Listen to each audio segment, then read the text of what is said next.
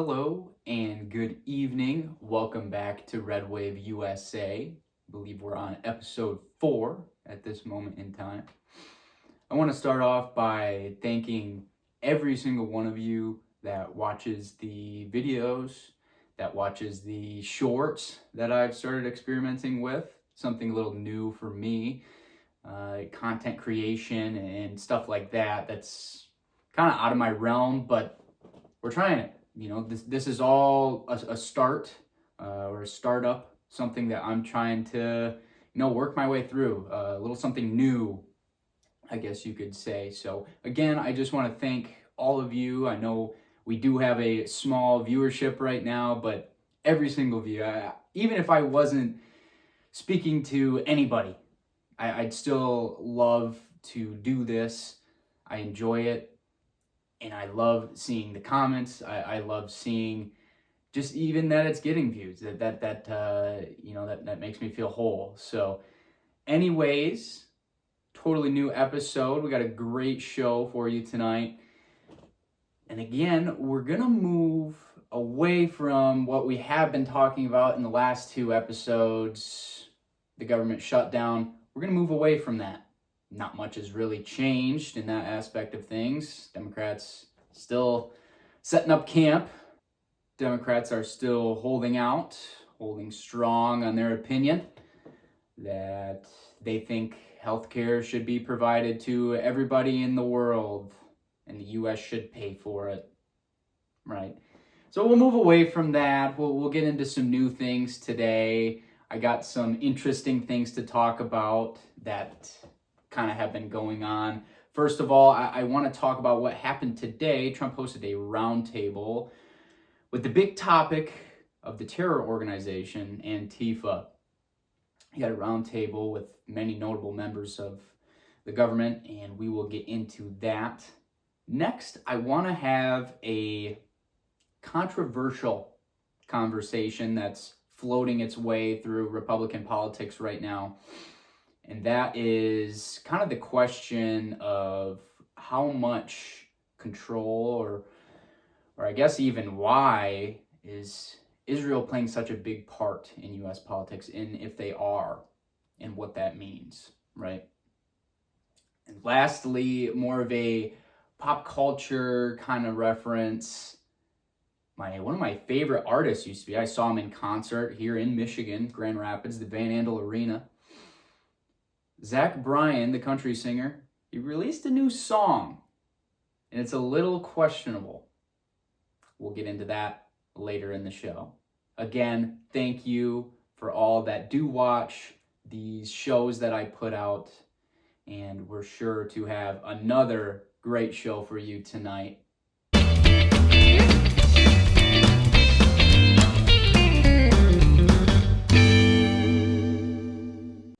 Today, Wednesday, October 8th, President Trump hosted a roundtable with the main focus being on the terror organization ANTIFA. There was many notable members there, such as Pam Bondi, Kash Patel, FBI Director, Pam Bondi, the Attorney General. We had Secretary Kristi Noem was there. And the main thing that I kind of want to bring up, he had Republican influencers or conservative media influencers there.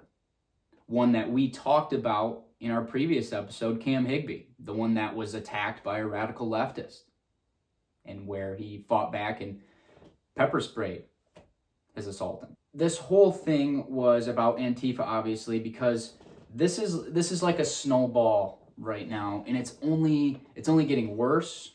And it's only getting bigger, as in Antifa I'm speaking on.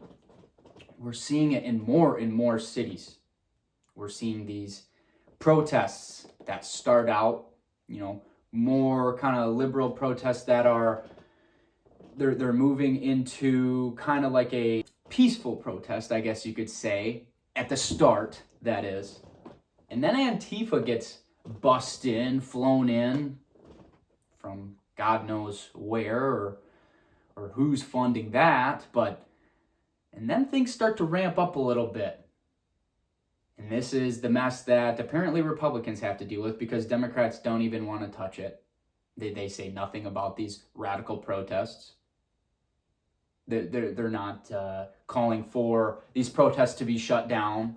They're not calling for, hey, let's protest, but let's do it peacefully. This is how we're going to get our points across with our voices. What we do as conservatives, use our voices. But no, the way that the liberals like to push their agenda is through destruction, you could say, anarchy, whatever you want to classify it as. I know I've previously been classifying as anarchy times in these cities where these protests are going on, because it is. And Antifa only ramps that up. People that come in with masks on and bulletproof vests and all black, carrying flags and burning flags, setting flags on fire, which is per executive order illegal. Trump wrote that into law. But no, they're just allowed to do it on the streets, and the local city police isn't going to do anything about it, even though things like that are illegal. But the entire roundtable meeting today was kind of focused on this, and Trump's main message out of the whole thing was, listen, you want to be threatening? This is our threat to you, Antifa. We're going to shut this down. We're done. We're done with this. As soon as we're able to send the National Guard in, as soon as these courts want to come around on this issue and allow President Trump to clean this up, it's going to happen. And it's going to happen quick. We're sending the National Guard in, and we're shutting down Antifa. Because as Trump did, he labeled it as a terrorist organization. That's where we're at right now. Kristi Noem actually compared Antifa to something of a MS-13. Something of like a Hamas. Because, and it may not seem like it now, I know some are just protesting, but some are being violent, and it's evident. You see it all over the news. No matter what media site you watch, you're bound to see it, unless you're watching a very far leftist, news coverage that's not going to cover that type of stuff, because obviously they don't want to show what a horrible job liberals are doing at protesting, right? But anyways, like I previously said, this is all snowballing. This whole Antifa ideology, whatever they are, I guess. It's all snowballing into something that's kind of running down the train tracks and is going to derail. The snowball is going to hit something and explode. The pressure is ramping up. Antifa is turning up the heat, if you will, metaphorically and physically. And not just in Portland, Oregon. As we do see, that's getting worse, though. Really bad over there right now. But in Chicago, we saw it in Memphis. In multiple big cities, this is where it's going on. We saw it in Atlanta in the protests that were happening there a while back. It's only going to get worse.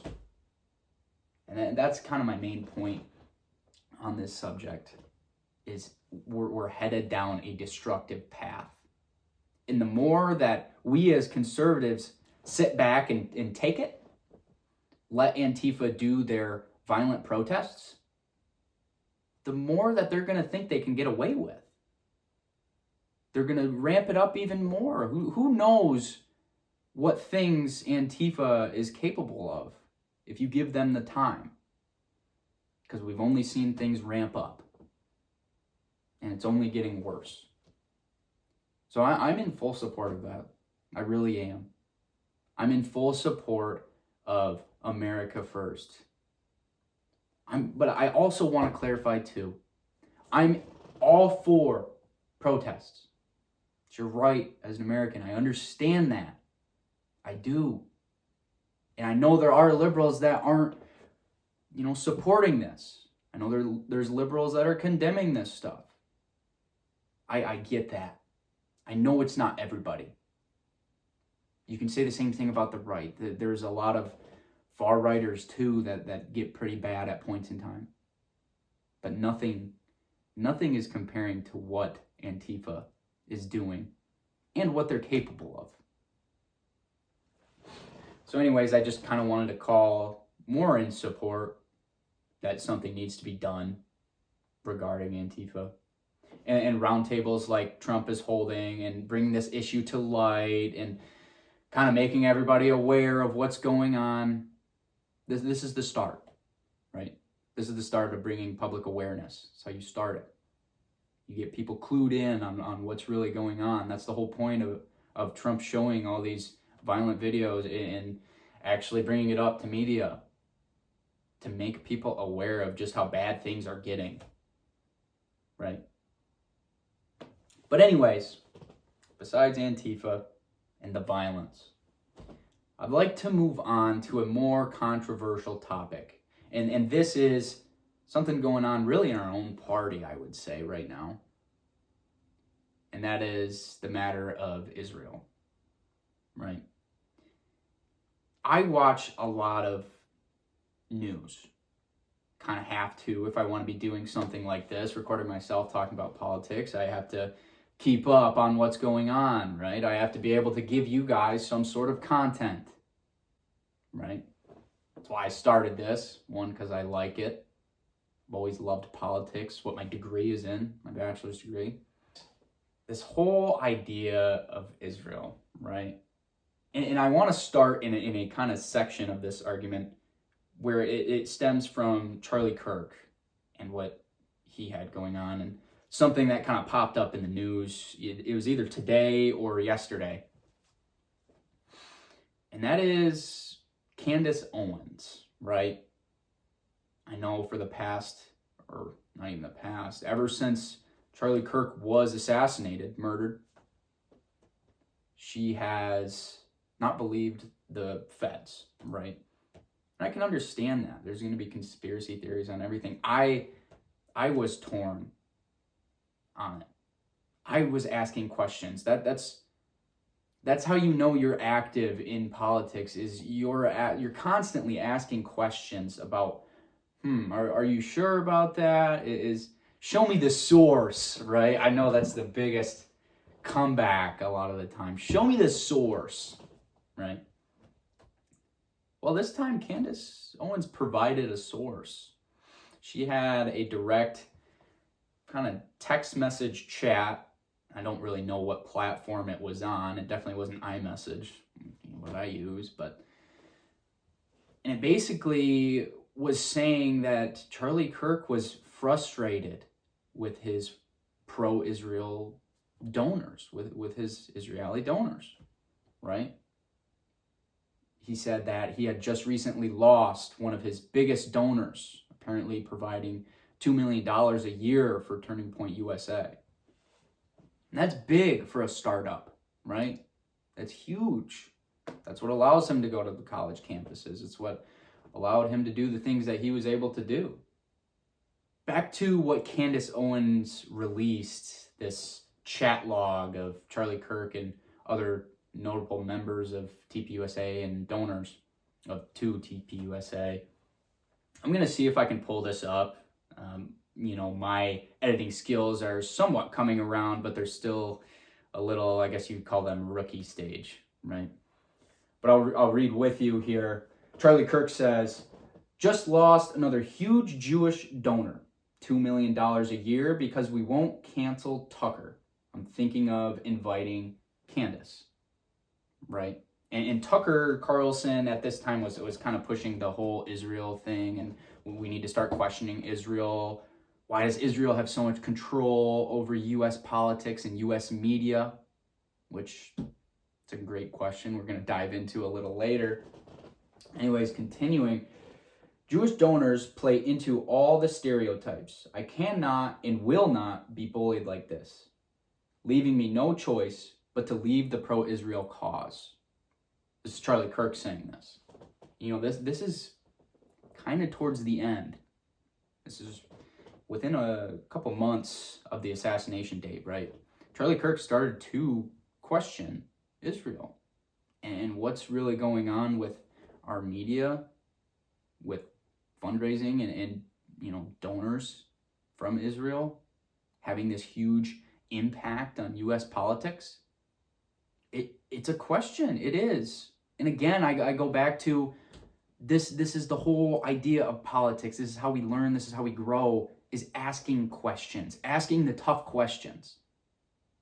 But sometimes people don't want to answer those questions, right? But anyways, the last part of this message log, and I'm not sure who wrote this, but it was not Charlie. Some must have been one of the donors or someone in TPUSA.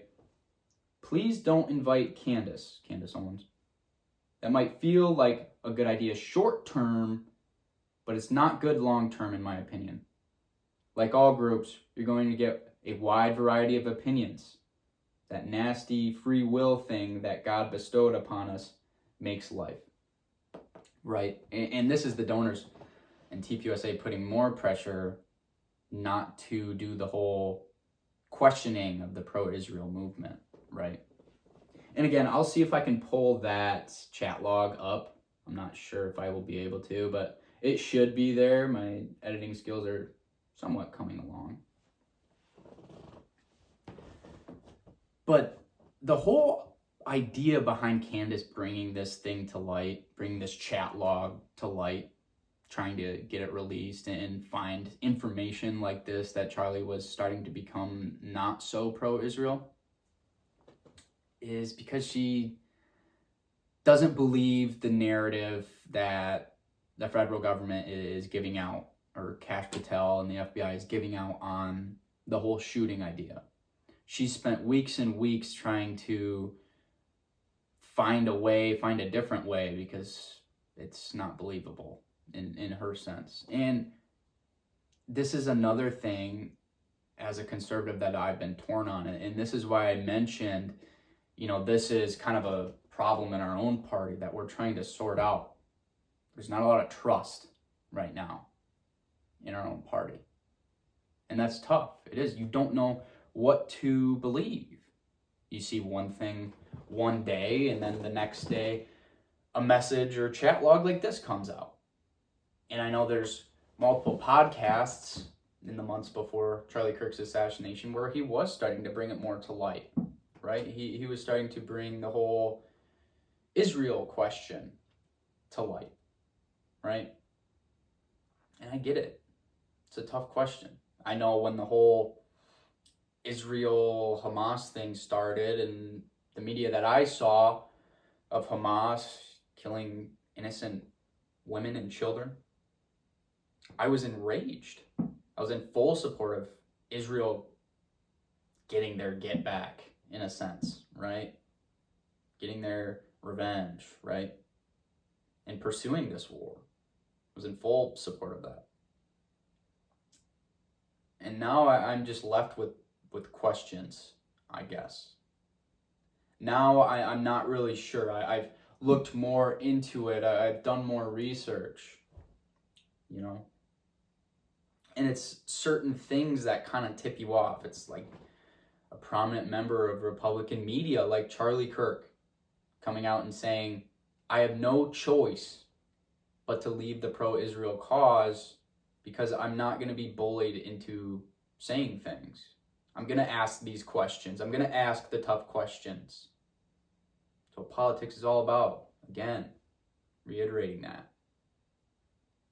But anyways, one of the things I have here that makes it tough, and I'm going to play a video clip of Prime Minister Netanyahu saying that, I guess, proving the narrative that Israel has control over American politics, over American media.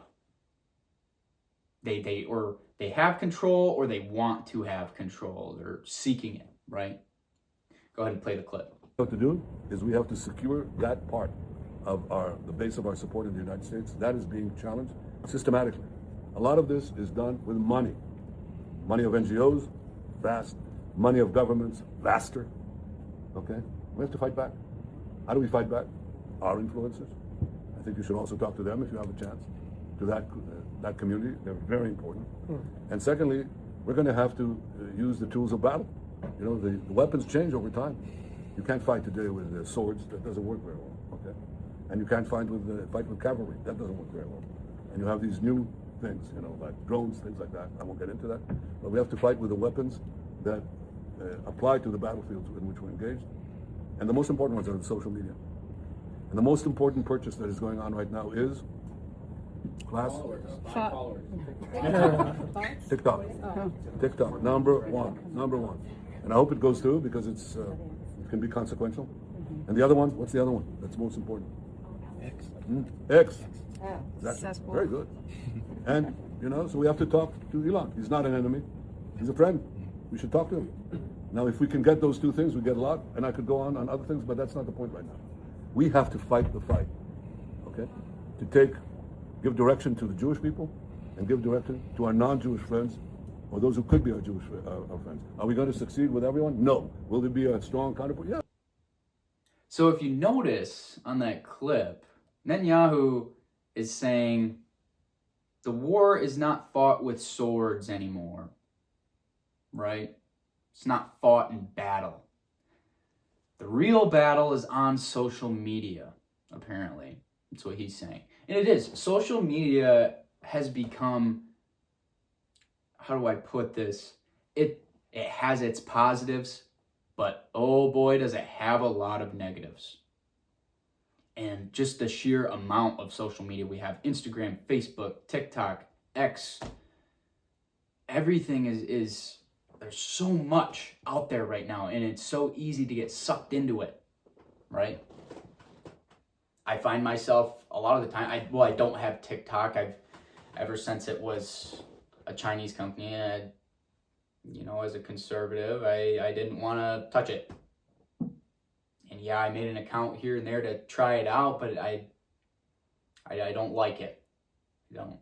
So I stay away from TikTok, right? But even I find myself sitting there on Instagram for, you know, a half an hour to an hour, just scrolling, endless scrolling, whether that's on Instagram's kind of format of TikTok. It's called Instagram Reels, where you just kind of sit there and flip from clip to clip to clip. And my kind of algorithm of those Reels is mostly, you know, a lot of conservative media, as I do look at conservative media a lot, but it's also filled with conspiracy theories, you know, conspiracy theories about the left, conspiracy theories about Israel, hence why I'm talking about it today. You know, it's had such an influence on me, and prominent members of Republican media are coming out talking about these things. Charlie Kirk was, Candace now. There's multiple other people talking about this. And I know the one that has gotten the most heat, I guess, Nick Fuentes, he's came on and talked about this. He's been on this before anybody was even on it. He's been on it since, you know, he was in college, that 18-year-old starting his show with kind of like what I'm doing with little viewers. He's been on this wave for years, right?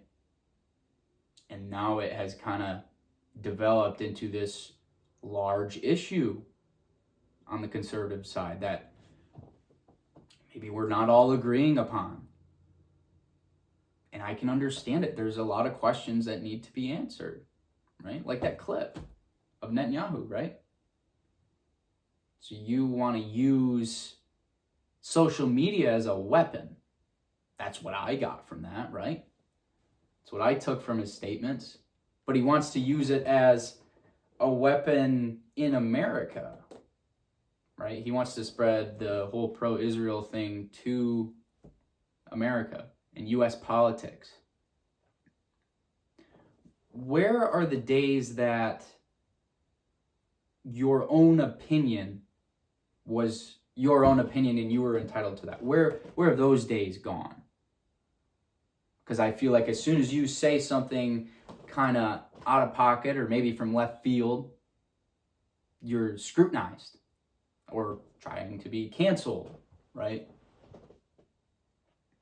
Like right now, a lot of Republicans are divided on Candace Owens and what she's saying, right? About the whole Israel thing. And people are just canceling her, saying she's crazy and things like this. Let her have her opinion. People watch her show. She gets viewership. Let her have it. It's fine. It's the same thing with Nick Fuentes. I know some of the things he said are kind of outlandish, and the way he does things are kind of loud, but that's his right. It's called free speech. He has a platform and he uses it to push conservative agenda, Christian agenda. And that's fine. It should be allowed. I mean, this is allowed, isn't it? What I'm doing here? I would hope so. I would hope I'm allowed to talk about my opinion on politics. But it's gotten to this point where cancel culture and things like that, and censorship as well, just rules over everything, right? Back to Nick Fuentes, he's kicked off every single platform. I saw a comment about that as well. Every platform has kicked him off. And I know, I can see it. He says a lot of strange and outlandish things. I understand that. But again, he has the right to. It's called free speech. So he's specifically only on Rumble now, I think. Which is kind of like a YouTube in a sense. But anyways, I was listening. I went back, because I wanted to kind of dive more into this. I went back and I listened to the Candace Owens and Nick Fuentes podcast, right? And where they actually met up, started talking, and she opened it with, you talk a big game, and they went back and forth, right? But she gave him a platform, right? 2 Republican media members just talking. But that's the thing. Everybody's going to have different opinions. It's the world. That's people. You have a brain, you have a mind and a soul. You can choose what to do with all that. But that's what we're here for. And for having an opinion, you shouldn't be casted, or hate shouldn't be casted upon you just for having an opinion. That's the thing that I struggle with right now. Is people voicing their opinions and all of a sudden hate is just thrown at them. Right? But anyways, kind of back to the whole Israel thing. I still have yet to really kind of deep dive into this topic myself. I've more or less just been listening to other Republican media members and, listening to their opinion, and then flipping back to research and kind of fact checking things and trying to find it my own way. Still working on that. But another thing I wanted to bring up was AIPAC, right? The pro-Israel political funding campaign, right? The American Israel Public Affairs Committee, to be exact. Had to put that one in my notes to remember it, right? But I keep seeing online and throughout my research that a large majority of legislators, whether that be left or right, are funded, vastly funded by this AIPAC, which is, pro-Israel. So that begs the question, what if those legislators come out and say something, or maybe not say something against Israel, but ask the question? Because after all, it is just a question. You're not picking a side. But say these legislators that are supported by AIPAC come out and ask certain questions about this whole Israel control thing, right? Does their funding get pulled immediately? Maybe that's why this whole Israel thing is kind of a touchy subject to some, right? Maybe. I couldn't really tell you. I'm not a legislator. But that certainly seems to be the case, you know? Anyways, I kind of want to end off this topic on one question. What do you guys think, I guess? What does my small, tight-knit viewership think about the whole Israel question? Does Israel have this huge impact on U.S. politics? Because if I'm answering that question, I don't know. I can't give you an answer on what I think. I'm seeing more and more saying or leaning to that, yes, they do. In videos that I showed you, like the Netanyahu statement, it's things like that really make you think, you know, maybe, but I don't know. I'm not fully there yet. You know, this is a 4-episode journey we're into, and this is the first episode I'm really diving into this topic. I wanted to take time and really think about if this is something I wanted to bring up, but that seems to be what's circulating in Republican media right now. Is this question of Israel. You know, if we're getting off the topic of the government shutdown and the ICE raids and everything like that, this seems to be what our side, at least, conservative side, is talking about. Tucker Carlson, Nick Fuentes, Candace Owens, and I'm sure many others are talking about this. So anyways, I will table that Israel discussion where we can dive into it more in a later episode where I can really do more research, because it is tough. Media is so tough to sort through. I tell you what, just sitting down and really putting my mind to this show, research and things like that, it's hard. Narratives are every which way. You don't know what media site leans which way or what they're going to say and what they're not going to say, what information they're going to withhold. You don't know. That's what makes it so tough. But I'm not giving up. I'm going to continue to try and do research on this and learn more on this whole, I don't know really what to call it yet, a theory, or I don't know.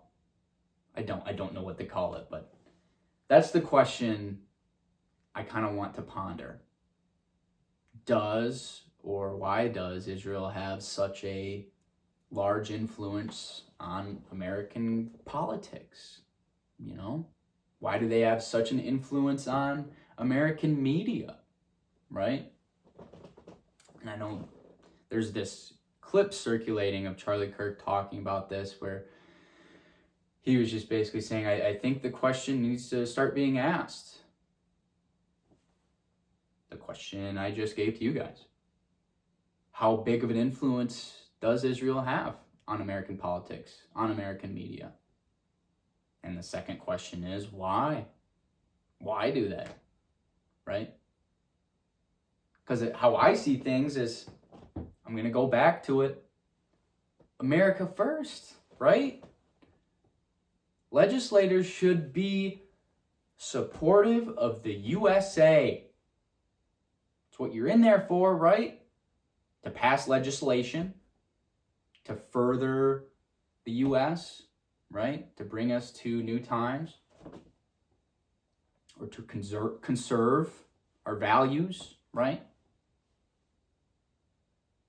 So I sit here and I wonder and I ponder that question, right? Because it's a big deal. And that's why I wanted to bring it up. That's why I wanted to talk about this. That's why I say to the viewers, like, what do you think? Because it's a toss-up for me. I don't know. This is all new to me. I was always pro-Israel, I guess you could say. I'm not full on in a sense, but I supported, you know, them getting their get back, right, with Hamas.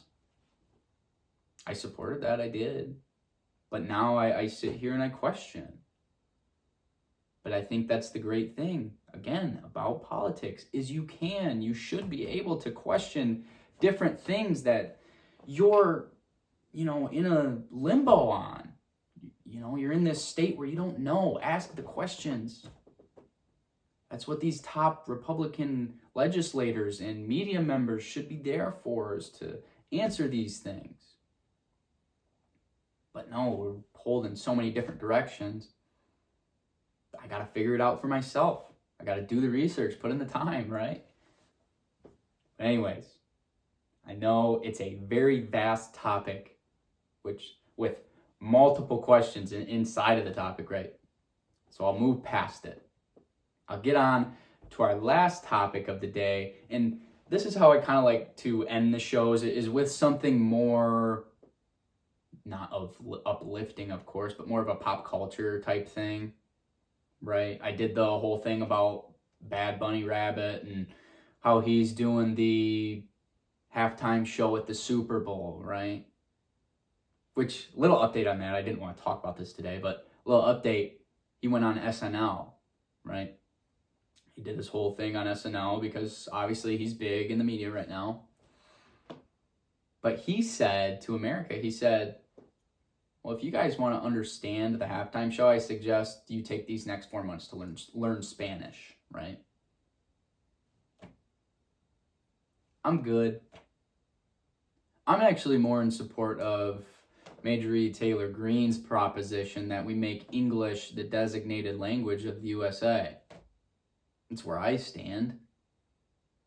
It's where all of our legislation, the language all of our legislation is done in. Hello? And I understand that there's a large majority of Spanish speakers in this country, and that's fine, but that's not the language of origin in the USA. It's not. Our bills are written in English. All of our politics is talked in English. All of our top leaders speak English to the people of America, right? So I support the whole Marjorie Taylor Greene thing, pushing this. Well, yeah, let's make English the designated language of the USA. I don't know why it's not. But anyways, yeah, that's what Bad Bunny said. He said, I suggest you learn Spanish to understand my halftime show. Why don't you get in line with my views, and then you can enjoy my content.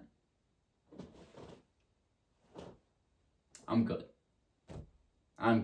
Maybe somebody else might want to take their time to learn Spanish. I took Spanish 1 and 2 in high school, and then didn't touch it in college. So business in my life is done in English, and it's going to stay that way for me, right?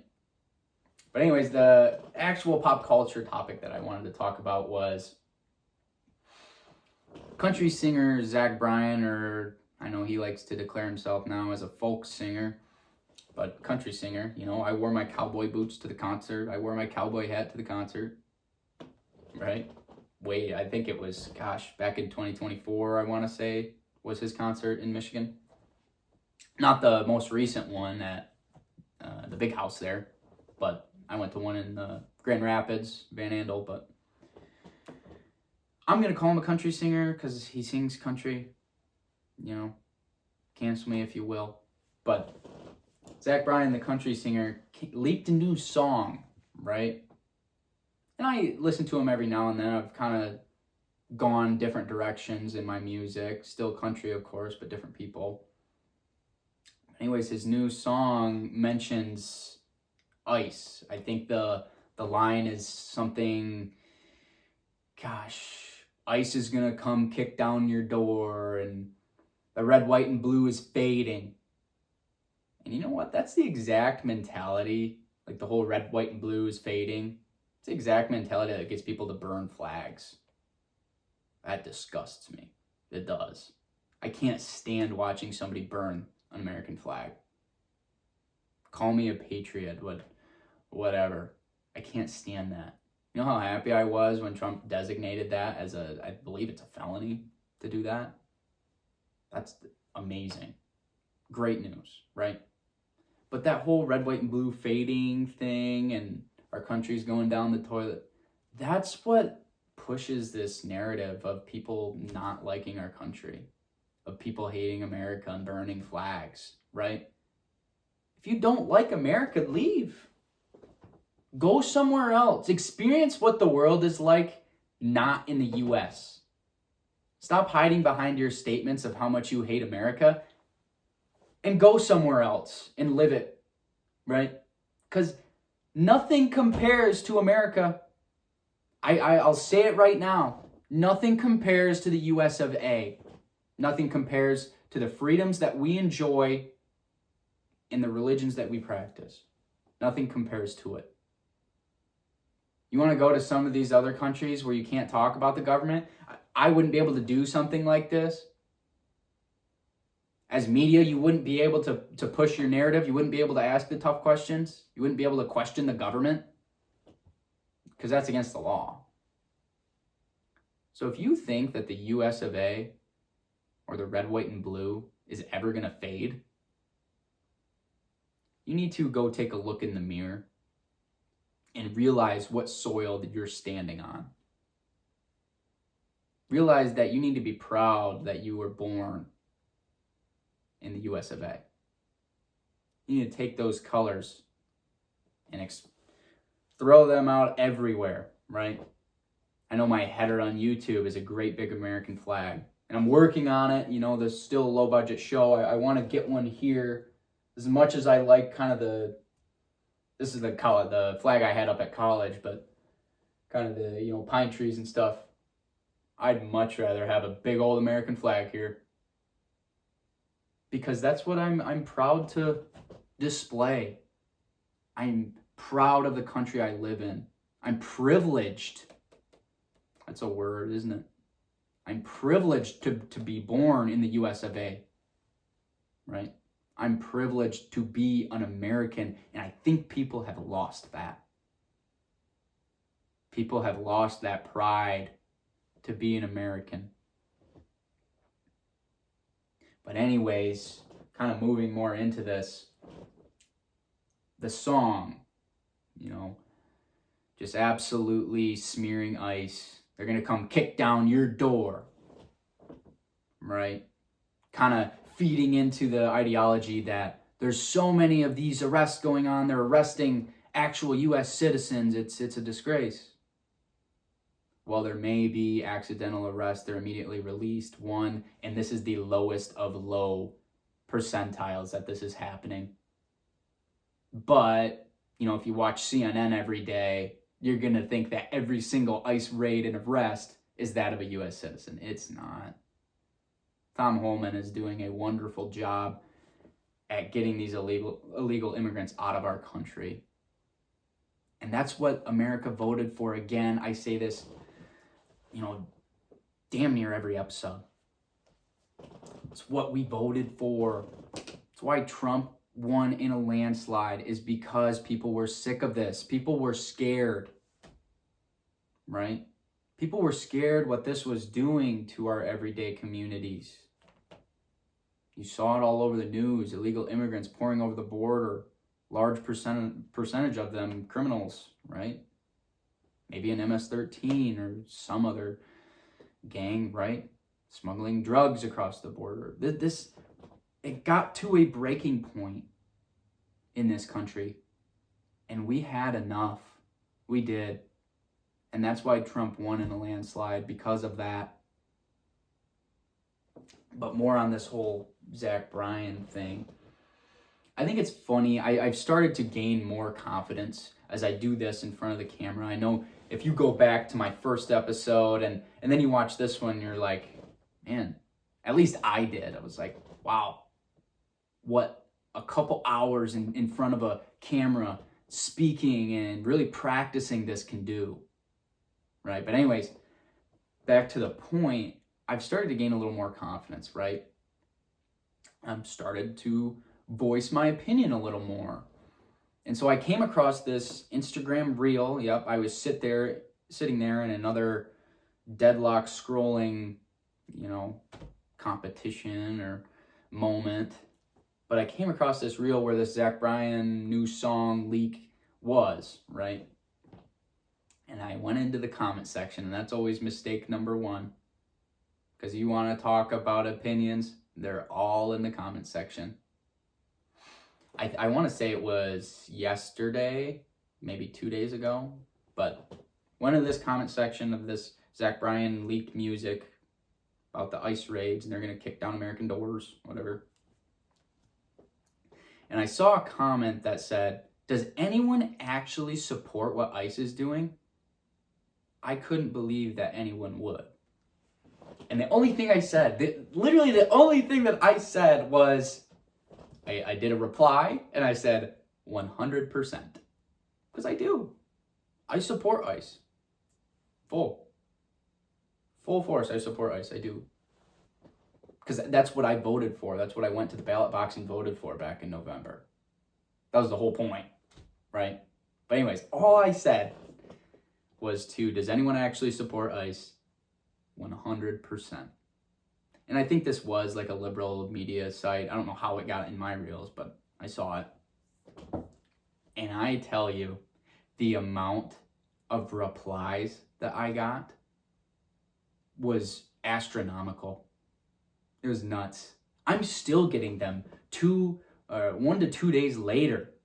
People are still seeing it, right? And as I said in my previous shows, please comment something. I will respond as quickly as I possibly can and have a civil, keep that word in mind, civil debate with you. And I will bring my knowledge to the table and we can talk about it. That's fine. That's what America's for, right? But this is something that I see time and time again. When your opinion really gets on the nerves of a Democrat, or maybe they're not full Democrat, but they lean left. When you get on their nerves, and you don't even mean to, like I just said, it was 100%, that's all I said, they are going to attack your views. They're going to attack your views, one.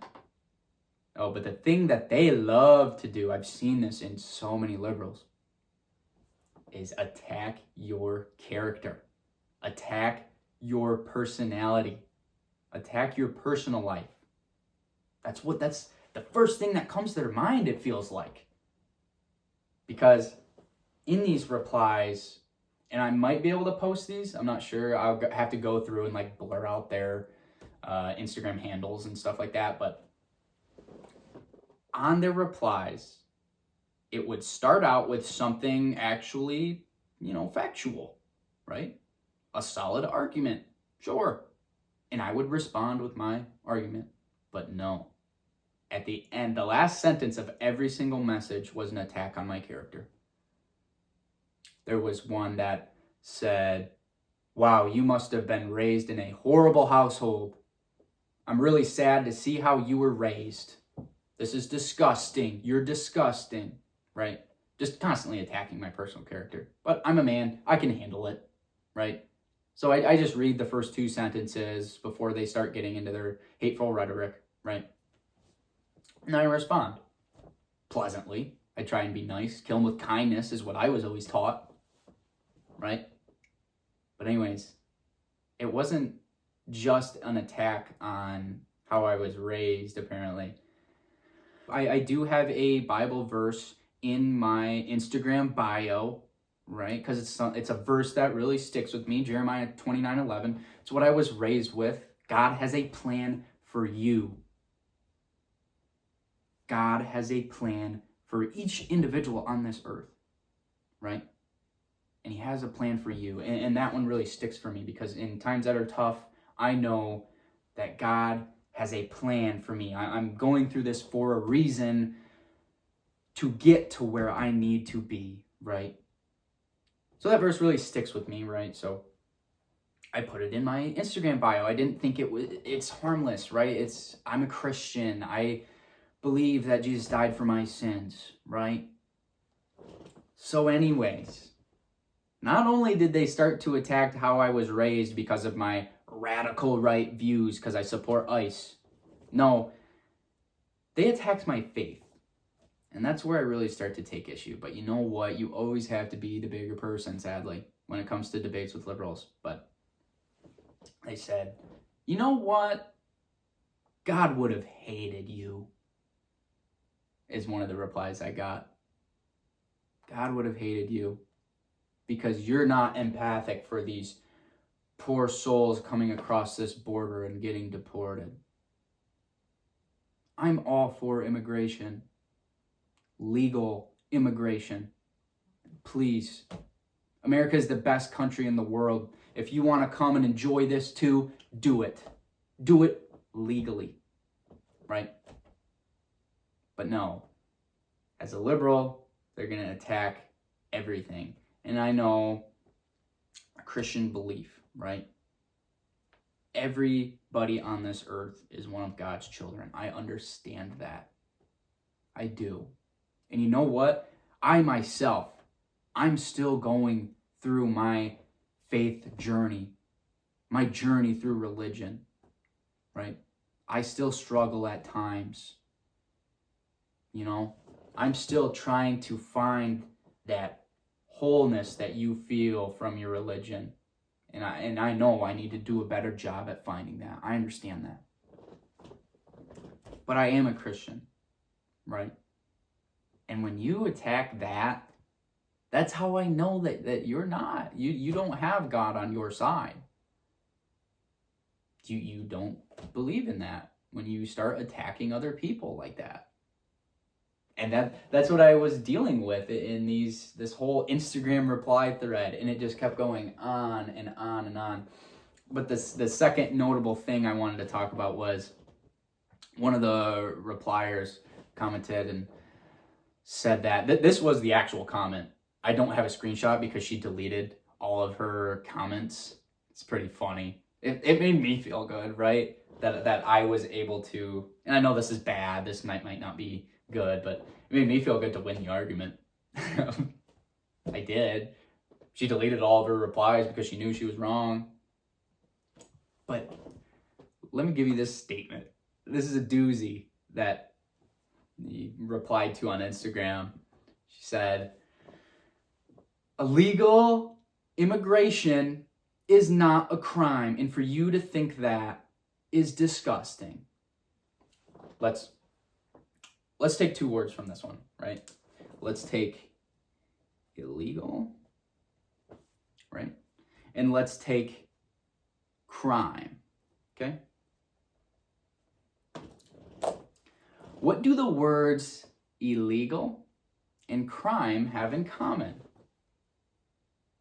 Oh, right. They're damn near the same word, right? Illegal immigration is a crime. I hate to break it to you, and I'm sorry that you don't know that. I'm sorry that you've been misled by your CNN and your liberal media sites. But illegal immigration is a crime. Well, I haven't fully read the statute and I don't have it memorized. I do have the 2 incarceration rates memorized.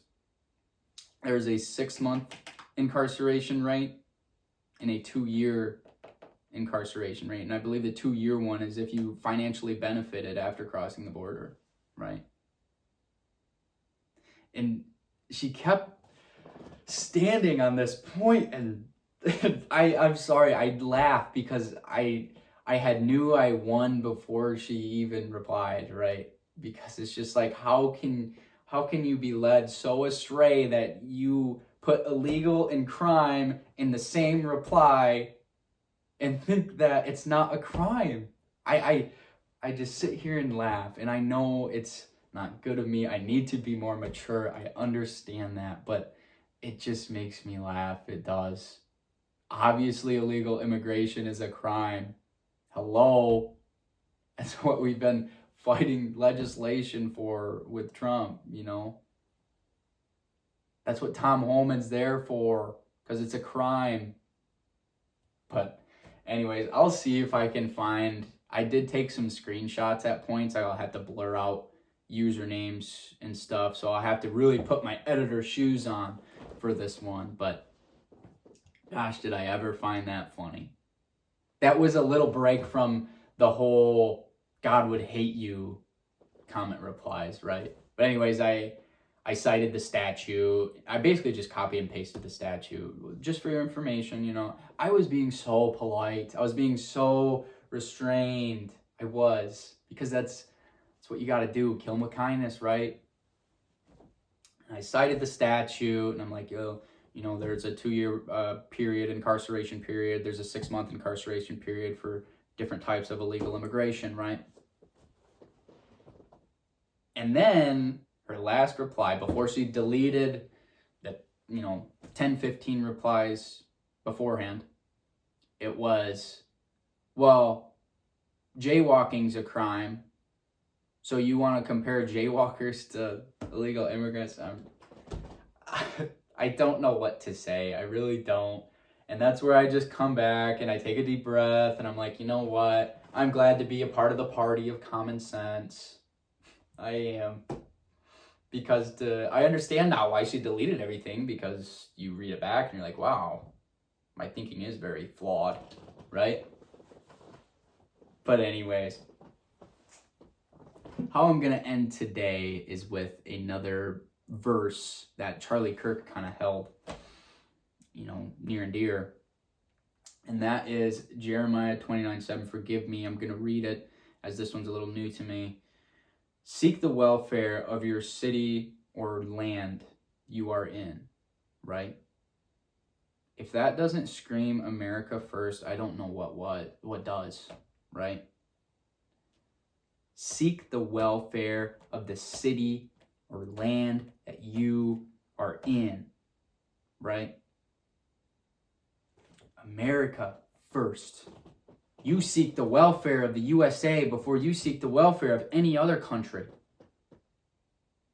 That's what I take from that. That's what Charlie Kirk took from that. Seek the prosperity of the USA. Seek the prosperity of America, the red, white, and blue, before anything else, any other country, any other land. Then you can start getting into foreign politics once your city/land is prospered, on the rise, which we are not on the rise right now. I understand that. But you know what? I don't want to give into Zach Bryan's whole thing. The red, white, and blue is fading. Red, white, and blue is here to stay. Tell you what. But anyways, you guys know how I end these shows. I wanted to include a little Bible verse there too. But again, and I'll continue to say this, you may be getting tired of it, but guess what? It's here to stay. In dark times, that wherever our politics are at, stay proud to be a conservative. I can't say it enough. Be proud. Don't let anybody lead you astray. You know what? And I'm going to get a little animated here, because it means something to me, and it should mean something to you too. When they attack your character, when they attack your personality, when they attack anything about your personal identity, all because they're upset about politics, just remember, you are a conservative and you're proud of it. And you're mature. We're trying. It's hard with the hate that they spew, but you know what? We're trying to be the bigger person here. And no matter what you say, no matter what part about my character you attack, guess what? Nothing's going to make me stray away from the pride that I hold to be a conservative. Sorry, I hate to break it to you. Your insults and your attacks are not going to stray me if that's your plan. It's just not gonna. So anyways, conservatives, stay proud to be a conservative. And I hope this little break from the whole government shutdown thing was a little more enjoyable. And also, I'm trying to do a little more YouTube short work. It takes me a little more time. Those things are tough to really edit down and add, subtitles to and everything. So be patient with me. I'm trying here. But anyways, have a wonderful night and have a wonderful day tomorrow. And thank you for tuning in to Red Wave USA. Good night.